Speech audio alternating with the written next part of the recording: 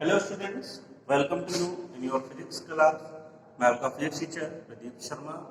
कक्षा 10 की बेटा जो ये क्लास चल रही है, इसमें जो चैप्टर हम लोग पढ़ रहे हैं वो है प्रकाश। ये जो केवल प्रकाश चैप्टर है, इसमें अलग अलग 3 टॉपिक आपने पढ़ने हैं।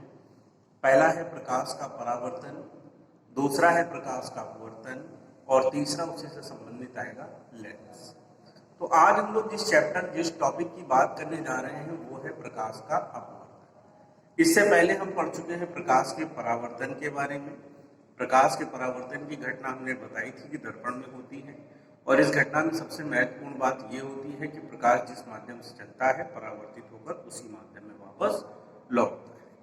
ठीक है, अब बात अगली आती है जिसमें हम लोग बात करेंगे प्रकाश के अपवर्तन की। प्रकाश के अपवर्तन का मतलब सबसे पहले तो ये हो जाएगा माध्यम का बदलना।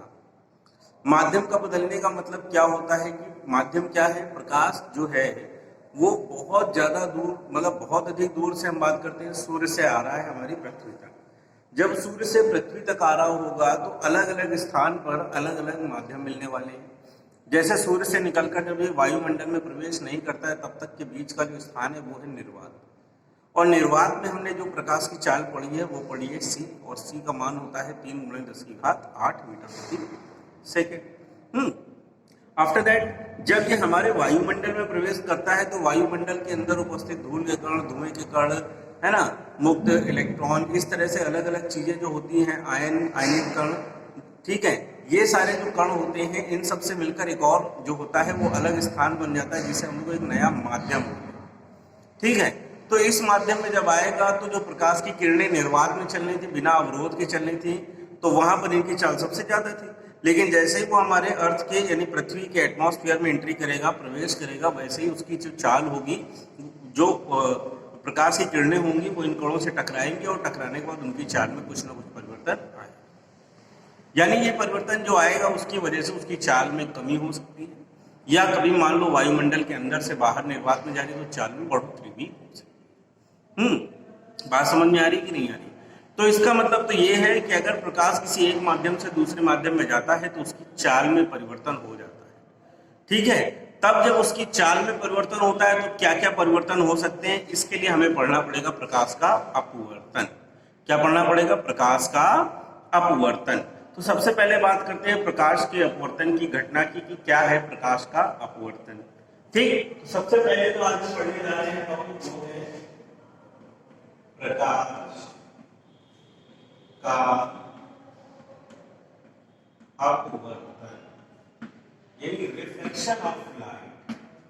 ठीक, परिभाषाएं आपके पास कैसे की लिखी है, आप उसी से पढ़ेंगे, हम आपको केवल समझाएंगे और कोशिश करेंगे कि ज्यादा अच्छे से समझ में आए। तो सिंपल सी बात यह है भैया प्रकाश के अपवर्तन की कि जब कोई प्रकाश किरण एक माध्यम से दूसरे माध्यम में जाती है तो अपने मार्ग से विचलित हो जाती है, अपने मार्ग से विचलित हो जाती है, तब प्रकाश किरण के इस विचलन की घटना को हम कहते हैं प्रकाश का अपवर्तन। साधारणतया हम बात कर रहे हैं थोड़ी सी बात को समझने की कि आप घर पे एक बाल्टी में पानी लीजिए और उस बाल्टी की पानी में अगर आप देखेंगे तो मान लीजिए ये आपके पास वो बाल्टी है जिसमें आपने पानी भर रखा। ठीक है, आप समझिए थोड़ी सी बात, पानी ये भरा हुआ है बाल्टी। ठीक है, ये घर आप आराम से अपने घर पे एक्सपेरिमेंट कर सकते हैं। अब आप क्या कीजिए, इसमें आप एक छड़ को थोड़ा सा इस तरह से झुकाकर डुबाइए। तो जब आप इसमें इस छड़ को थोड़ा सा होकर डुबाएंगे तो सबसे पहले ये माध्यम के जिस बिंदु पर टच कर रही होगी, यानी माध्यम इस बिंदु से माध्यम जो है वो अलग हो रहा है जहां पर ये छड़ आपने डाली। अब जैसे जैसे आप इस छड़ को इसके अंदर डुबोगे वैसे वैसे आप देखोगे कि हल्की हल्की ये छड़ आपको टेढ़ी नजर आएगी इस तरह से। ठीक है, यानी अब आप यहाँ पर ये देख के समझ सकते हो कि ये जो छड़ थी, छड़ तो टेढ़ी नहीं हो सकती है ना। आप ऐसे छड़ को हवा में कहीं भी लेके जाओगे तो क्या छड़ टेढ़ी हो जाएगी? नहीं। लेकिन जैसे आपने इसको पानी के अंदर डाला तो आप ये देख रहे हो कि ये छड़ जो है वो धीरे धीरे जैसे जैसे आप पानी के अंदर डालते जा रहे हो वैसे वैसे ये तिरछी होती जा रही है। ठीक है, सेम प्रोसेस आप करेंगे जब आप रिफ्लेक्शन के बारे में पढ़ेंगे, जब आप प्रकाश के अपवर्तन के बारे में पढ़ेंगे तो आप इसको एक्सपेरिमेंटली कैसे पढ़ सकते हैं। तो हमने क्या लिया, हमने एक कांच का स्लैब लिया। एक कांच का टुकड़ा लिया। अब अगर हम देखें तो कांच और वायु दोनों अलग अलग माध्यम है। क्यों अलग अलग माध्यम है? क्योंकि वायु और कांच की तुलना में वायु के जो कण है वो कांच की तुलना में ज्यादा दूर है और कांच के जो कण है वायु की तुलना में ज्यादा पास पास है। तो इस वजह से हम वायु को यहाँ पर नाम देंगे विरल। क्या नाम देंगे? विरल। और कांच को यहाँ पर नाम देंगे सघन। कांच को क्या नाम देंगे? सघन। तो जब हम किन्हीं दो माध्यमों का कंपैरिजन करते हैं, जब हम किन्हीं दो माध्यमों की तुलना करते हैं, तो जो तुलना करने में हल्का माध्यम होता है वो बनता है आपका विरल और जो भारी माध्यम होता है वो बनता है आपका सघन। ठीक है, तो इसे इस वाली परिभाषा को हम अपने विरल और सघन से लेकर चलेंगे। मान लेते हैं कि अकेले जो विरल माध्यम है वो हमारे पास वायु है और वायु का जो अपवर्तनांक है वो क्या है? केवल N1 है। इसी प्रकार से सघन माध्यम जो है हमारे पास वो है कांच और कांच का जो अपवर्तनांक है वो क्या है? N2। अब बात ये कर रहे हैं कि ये जो प्रकाश किरण है वो हमने डाली वायु से और जाएगी कांच। तो जो बेटा प्रकाश किरण डाल रहे हैं, जो आ रही है, उसका नाम हो गया आपतित किरण। तो ये आपतित किरण जैसे ही आकर इस तल पे आके टकराएगी, ये जो तल है ये दो अलग अलग तलों को या दो माध्यमों को अलग कर रहा है। वायु और कांच को जो अलग कर रहा है वो ये सरफेस। तो जिस बिंदु पर ये आकर टकराएगी, जिस सरफेस पे आकर टकराएगी, वो आपका बन जाता है आपतन बिंदु। और आपतन बिंदु का सिर्फ एक ही काम होता है कि उस तल पर लंब डालना। तो इसका नाम हो गया अभिलंब। ठीक है, परावर्तन में क्या होता था? परावर्तन में ये होता था कि ये प्रकाश किरण यहां से पड़ने के बाद रिफ्लेक्ट हो जाती थी, वापस चली जाती थी, परावर्तन हो जाता था। लेकिन यहाँ पर ऐसा नहीं है। यहाँ पर ऐसा इसलिए नहीं है क्योंकि आप ये प्रकाश किरण किसी एक माध्यम से दूसरे माध्यम में जा रही है। तो जब कोई प्रकाश किरण किसी एक माध्यम से दूसरे माध्यम में जाती है तो अपने मार्ग से हल्की सी विचलित हो जाती है। तब प्रकाश की ही इस घटना को हम कहते हैं प्रकाश का अपवर्तन। यानी अगर हम यहाँ पर बात करेंगे विचलन की भी दो घटनाएं हैं। अगर कोई प्रकाश किरण विरल माध्यम से सघन माध्यम में जाएगी तो अभिलंब की ओर झुकेगी। अभिलंब की ओर झुकेगी कब? जब ये विरल माध्यम से हल्के माध्यम से भारी माध्यम में जा रही है तब। और इसका उल्टा कर लेंगे, इसको सघन से विरल में भेजेंगे तो ये अभिलंब से दूर हटेगा। ये नियम है। ठीक है, तो इसका मतलब ये है कि ये प्रकाश किरण विरल से कहां आ रही है? सघन में हल्की से अभिलंब की ओर झुकेगी और ऐसे सीधी चली जाएगी। ठीक है, अब हम बात ये कर रहे हैं कि इस प्रकाश किरण का नाम क्या हो गया? पहले इसका नाम अगर देखेंगे तो ये है आपकी अपवर्तित किरण। ये क्या है? अपवर्तित किरण। और ये क्या है? सॉरी, ये है आपतित किरण और ये है अपवर्तित।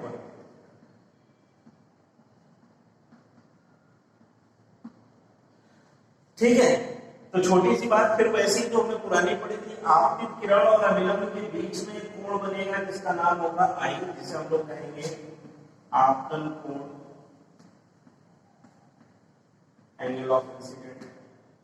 और अपवर्तित किरण और अभिलंब के बीच में भी एक कोण बन रहा है जिसे हम लोग कहेंगे अपवर्तन, एंगल ऑफ रिफ्लेक्शन। ठीक है, बात समझ में आ रही है कि नहीं? ये है प्रकाश के अपवर्तन की कहानी। फिर से हम एक बार दोहराते हैं डेफिनेशन को कि यदि कोई प्रकाश किरण किसी एक माध्यम से दूसरे माध्यम में जाती है तो वो अपने मार्ग से हल्की सी विचलित हो जाती है, तो प्रकाश की इस घटना को कहते हैं प्रकाश का अपवर्तन। क्या कहते हैं? प्रकाश का अपवर्तन। अब ये जो प्रकाश किरण है वो एक माध्यम से दूसरे माध्यम में जा रही है तो अपने मार्ग से हल्की सी विचलित हो रही है, तब इस घटना का नाम पड़ गया अपवर्तन। ठीक है, अब अगर हम थोड़ी सी बात आगे लिखना चाहते हैं तो डबल इन्वर्टेड कॉमा और ब्रैकेट में लिख सकते हैं। क्या? यदि कोई प्रकाश किरण विरल माध्यम से सघन माध्यम में जाएगी तो अभिलंब की ओर झुकेगी और यदि यह सघन माध्यम से विरल माध्यम में जाएगी तो अभिलंब से दूर हटेगी। ठीक है, बात समझ में आ गई कि नहीं आई?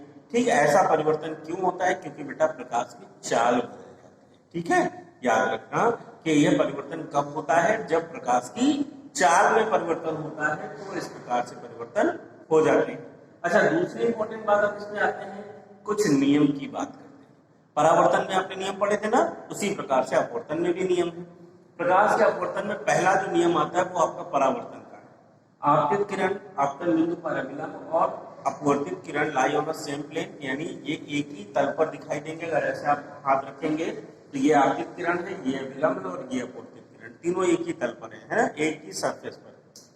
दूसरा जो नियम है वो अलग है, मतलब आपतित किरण के लिए बना आपतन कोण, आपतित किरण के लिए बना आपतन कोण तथा अपवर्तित किरण के लिए बना अपवर्तन, ठीक है, कि ज्या का अनुपात एक नियत होगा इन दोनों माध्यमों के लिए, यानी आपतन कोण की ज्या, आपतन कोण यानी आई की ज्या अपॉन अपवर्तन कोण की ज्या का जो अनुपात है वो एक नियत होगा, ठीक है, कांस्टेंट होगा। ये कैसा होगा? कांस्टेंट, ठीक है। लिखने के थोड़े से तरीके हैं, इसको लिखते कैसे है ये सीखना है। तो इसको लिखेंगे n2 अपॉन n1, मतलब क्या होगा, है ना, मतलब क्या होगा?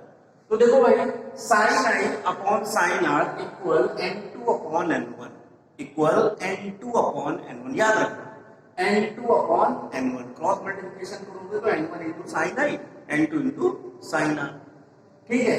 अब जो ये n2 अपॉन n1 लिखा है, इसको लिखने का एक और तरीका है, यानी sine i upon sine r equal 1 n2। अब इस 1 n2 को ही हम कहीं कहीं पर पढ़ते हैं केवल कि sine i upon sine r equal क्या है, n को हम अंडरस्टूड रखते हैं कि ये जो n है ये क्या है, 1 n2 है, और 1 n2 जो है इसे हम क्या लिखते हैं, n2 अपॉन n1। स्पेशल बात अगर करते हैं, जैसे तुमको यहां पर बता रहा है वायु से कांच के लिए, तो वायु से अगर कांच के लिए हम बात करेंगे तो sine i upon sine r equal n लिखते हैं ना, तो यहां पर n का मतलब हो जाएगा ANG, n का मतलब क्या हो जाएगा, ANG। बात समझ में आ गई? तो ये है अपवर्तन की कहानी। आज के लिए इतना ही, इसे आप अच्छे से पढ़िए, इसके नियम को याद कीजिए, लिखने का तरीका सीखिए, डायग्राम बनाइए, ठीक है। फिर अगली क्लास में कुछ और अच्छी बातें लेकर आते हैं, तब तक के लिए बाय।